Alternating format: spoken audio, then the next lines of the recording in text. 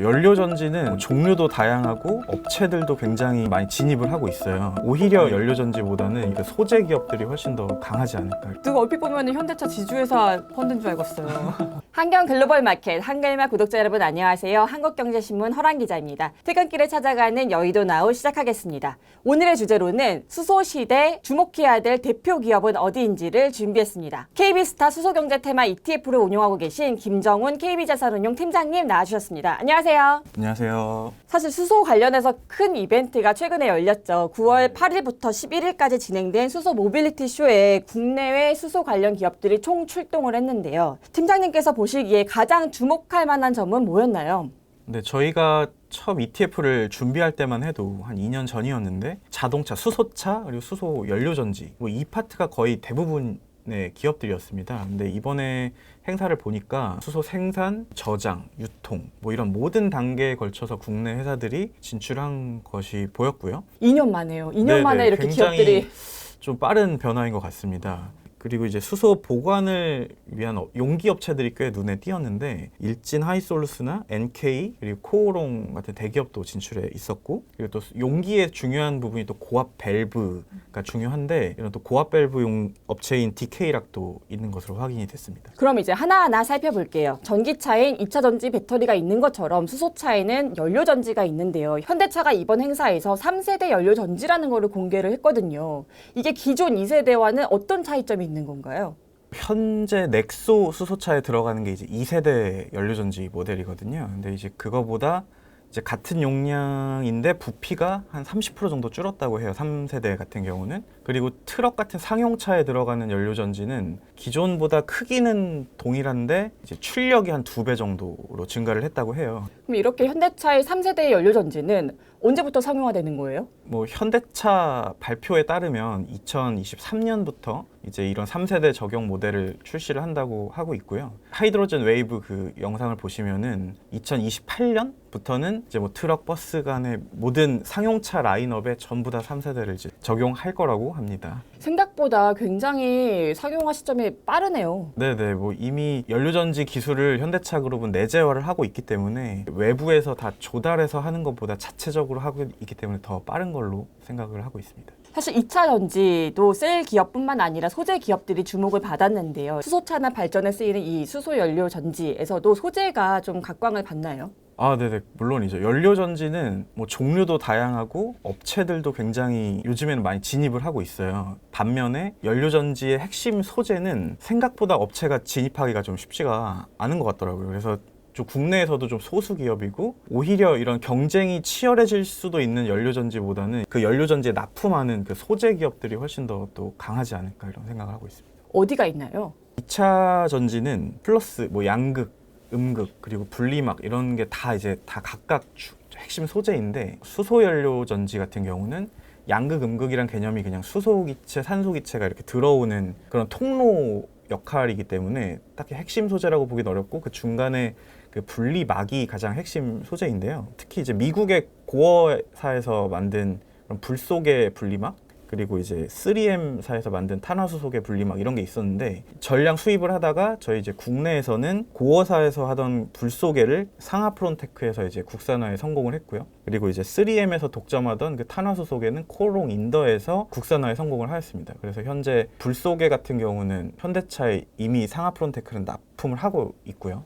이 분리막이랑 멤브레인은 같은 용어라고 보면 되는 건가요? 네네네, 맞습니다. 이 두 업체가 대표적인 소재 기업이라면 상하프론테크와 코오롱인더가 각각 만드는 이 불 속의 분리막과 탄화수소계 분리막 중 어디가 더 낫다 이렇게 말할 수 있나요? 장단점이 다 있을 텐데요. 일단은 가격적으로는 불소계가 훨씬 비싸다고 들었습니다. 만들기가 어렵고, 그래서 그거를 이제 상하프론테크가 진입을 하면서 좀 주가가 많이 또 오르기도 했고요. 자동차 분야에 있어서는 강도가 더 중요하기 때문에 좀 불소계가 좀 강도 측면에선 유리한 점이 있다고 합니다. 가격은 비싸지만 강도는 네네네. 세다. 네네네.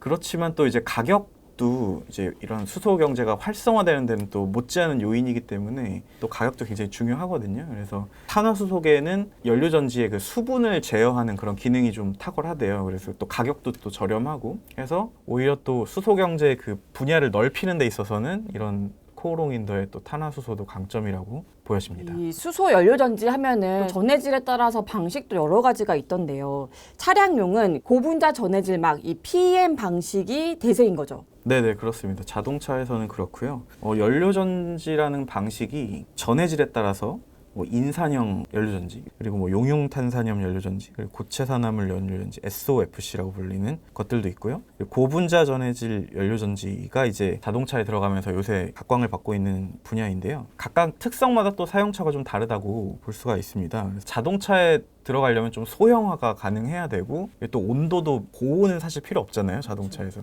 그래서 이제 그런 측면에서는 고분자 전해질 연료전지 PEM 방식이 가장 적합한 방식이라고 보여지고요. 그 대신에 뭐 정말 발전소에 들어간다 이렇게 되면은 사실 뭐 이동할 필요도 없고 엄청 뜨거운 열이 들어갈 수도 있기 때문에 발전 효율이 가장 좋은가, 이런 게 가장 중요하기 때문에 SOFC나 뭐 인산형 연료전지 이런 것들이 발전용으로는 또 각광을 받고 있습니다. PEM 연료전지 분야 대표 기업으로는 어디가 있어요? 주로 PEM 방식은 해외 업체들이 좀 많고요. 발라드 파워, 플러그 파워 이런 많이 들어보셨던 기업들이 PEM 방식으로 많이 하고 있다고 하고, 부산 퓨얼셀, S 퓨얼셀 국내 업체들도 최근에 이쪽으로 많이 진출을 하고 있습니다. 그럼 두 번째 관전 포인트로 이 수소 모빌리티가 자동차에만 쓰이는 게 아니라 여러 가지 모빌리티로 확장되고 있다는 점을 좀 꼽을 수 있는데요. 대표 기업으로는 이번에 어디가 좀 선을 보였나요? 현대 중공업 그룹에서는 아무래도 글로벌 1등이지 않습니까? 조선은. 그래서 이제 수소 연료 추진 선박 이런 부분에서 현대 중공업 그룹이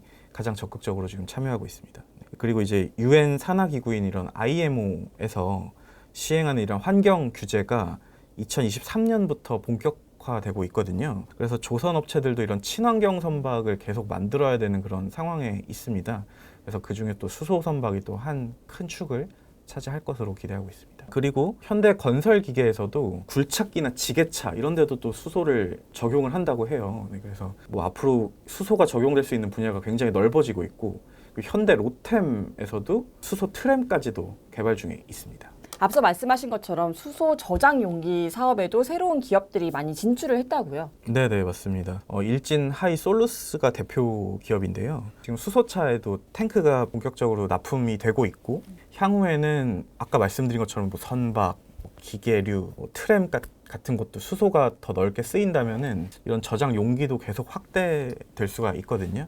그래서 좀 대표 기업이라고 볼 수가 있고, 그리고 NK라는 회사의 자회사인 NK 에테르라는 회사에서도 이번에 참여를 했는데, 거기서도 이제 수소 용기가 개발돼서 최근에 승인까지 난 걸로 제가 확인을 했습니다. NK 에테르는 비상장사죠. 네, 그래서 저희는 이제 NK 에테르 모회사인 NK를 투자를 할 수가 있고요. 네. 저장 용기는 소재 부분도 좀 중요한데요.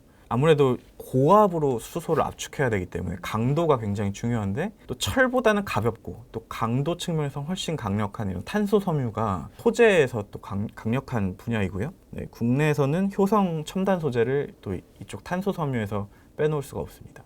그리고 또 조선 분야에서도 역시나 기대를 할 만한 회사가 있는데요. 이제 수소 연료 같은 경우는 추진선에도 쓰이지만 앞으로는 이제 에너지를 수입하듯이 유럽에서 이제 수소를 저희가 해외에서 수입할 경우가 많이 생길 겁니다. 그린 수소 시대가 정말 확대가 되면 국내에서는 수소 생산을 다 충족할 수가 없겠죠. 네, 맞습니다. 아무래도 부생수소 중심이다 보니까 우리나라가, 그리고 또 수소 생산이라는 게 신재생 에너지와 연관이 있어서 이런 신재생 에너지 강국에서 수소가 많이 생산이 되는데, 그거를 유럽에서 이제 저희가 많이 들여올 예정이고요. 그래서 이제 이런 LNG 선박처럼 액화 천연가스처럼 이제 액화 수소도 선박으로 많이 수입을 할 수가 있는데, 이런 경우에는 지금 LNG 본행제를 개발하는 동성화인텍이라는 또 회사도 있어요. 근데 여기서 이제 LNG 본행제 기술이 좋기 때문에 이제 수소 액화 기술까지도 지금 영역을 넓히고 있습니다. 그래서 최근에 보면 미국에서 또 특허를 받기도 하고 해서 앞으로 또 수소 선박 시대가 열리면 이런 조선 기자재까지도 관심을 아마 가지시면 좋을 것 같습니다. 지금까지 쭉 이 수소 모빌리티 쇼를 통해서 수소의 활용 단계인 자동차와 수소 연료전지뿐만 아니라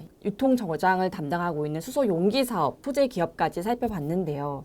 사실 올해 4월에는 해외에서 HDRO라는 수소 전용 ETF가 상장을 했는데요. 보유 종목을 보면 연료전지 기업인 플러그 파워, ITM 파워, 세레스 파워, 발라드 파워, 두산 퓨얼셀 등이 상위권을 차지하고 있더라고요. 반면 팀장님께서 운영하고 있는 이 KB스타 수소경제 테마 ETF는 현대제철, 현대모비스, 현대차 같은 이런 현대차 그룹 계열이 40%가 넘어요. 그래서 현대차 비중이 너무 높은 거 아닌가 생각이 들기도 하거든요. 저희가 작년 10월에 상장을 했기 때문에 이런 HDRO보다는 사실 더 빨리 이제 선점을 한 테마이기도 한데요. 처음 이제 구상할 때만 해도 너무 초창기다 보니까 좀 이런 여러 불확실성을 좀 제거하는 목적을 좀 많이 뒀습니다.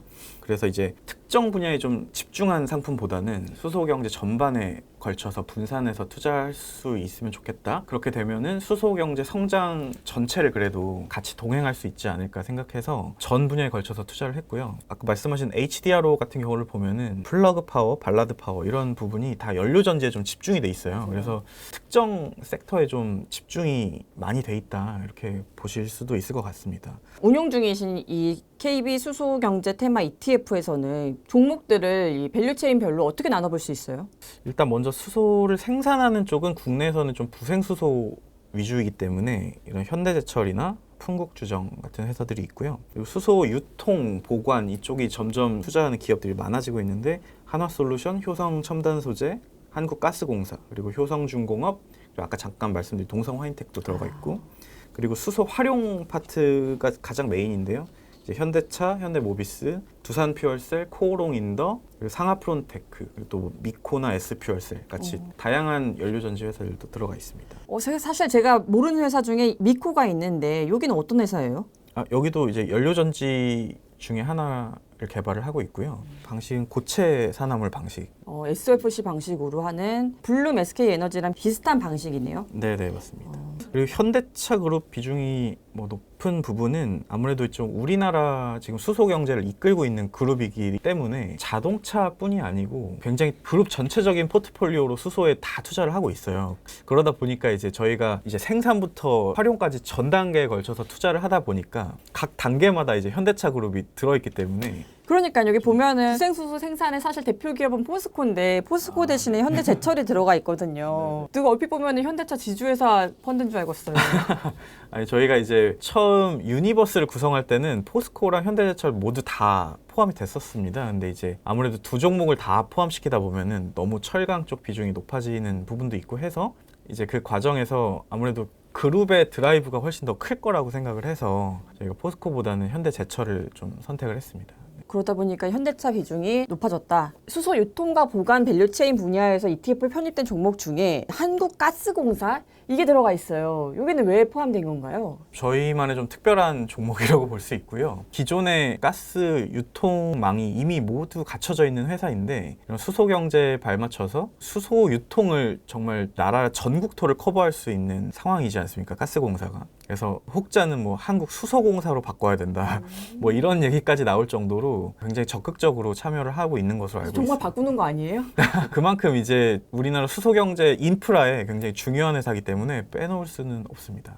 LNG에서 수소를 추출하는 추출 수소한다 그 개념으로 한국가스공사가 수소기업이다 이게 아니라 나중에 이제 그린 수소 단계에서도 수소를 유통한다 이 차원까지 생각했을 때 한국가스공사를 넣으신 거예요? 네네네 맞습니다. 현대 매니저 입장에서 봤을 때 가장 강력한 수소 기업은 어디로 꼽을 수 있을까요?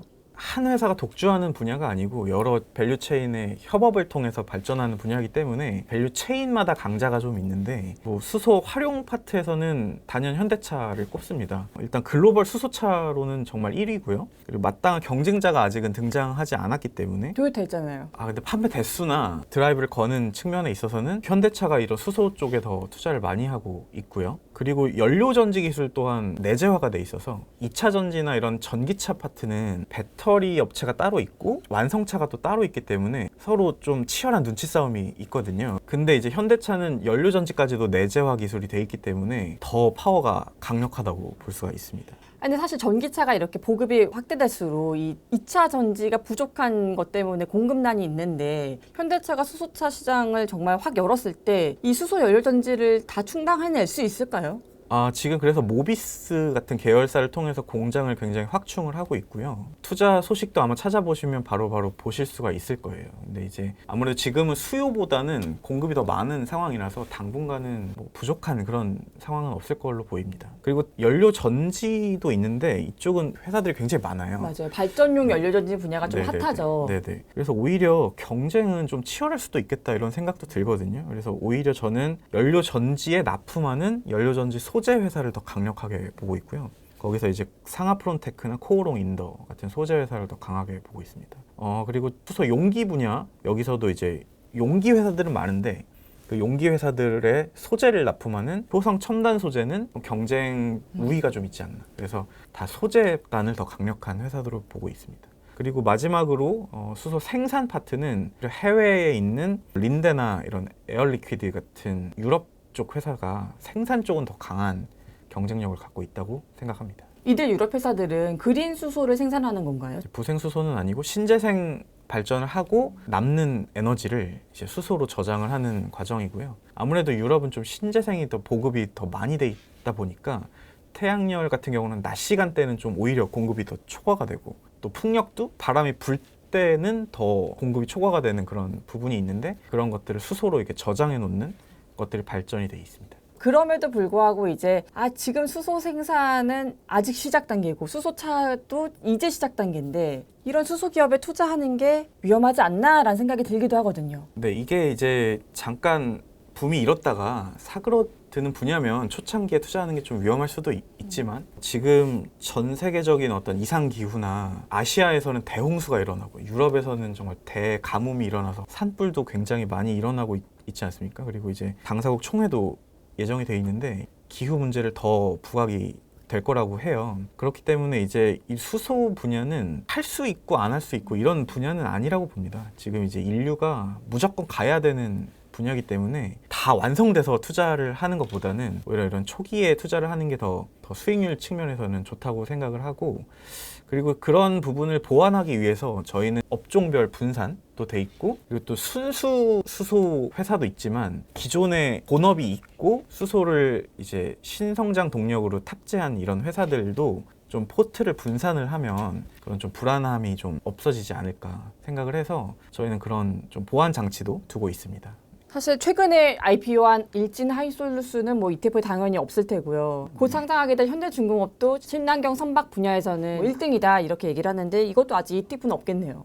네, 신규 상장 종목은 아직은 없고요. 다만 지금 일진 하이솔루스에 모회사는 편입이 돼 있습니다. 일진 다이아라고. 근데 이제 그때는 상장이 안 돼 있었기 때문에 솔루스가. 근데 이제 앞으로 또 이런 IPO를 통해서 순수 회사들이 많이 등장을 하면 리밸런싱 기간마다 좀 이런 종목 교체가 또 있을 것으로 예상이 됩니다. 정말 말씀하신 대로 수소 슈퍼 위크였던 이 수소 모빌리티 쇼를 중심으로 수소 경제에 어떤 기업들이 좀 열심히 준비하고 있는지를 쭉 살펴봤는데요. 앞으로 좀 주목하면서 투자를 하면 좋을 것 같다는 생각이 듭니다. 수고해주신 김정훈 KB자산운용 팀장님 감사드립니다. 네, 감사합니다. 한갈마 구독자 여러분, 저는 내일 퇴근길 든든한 인터뷰로 찾아오겠습니다. 감사합니다.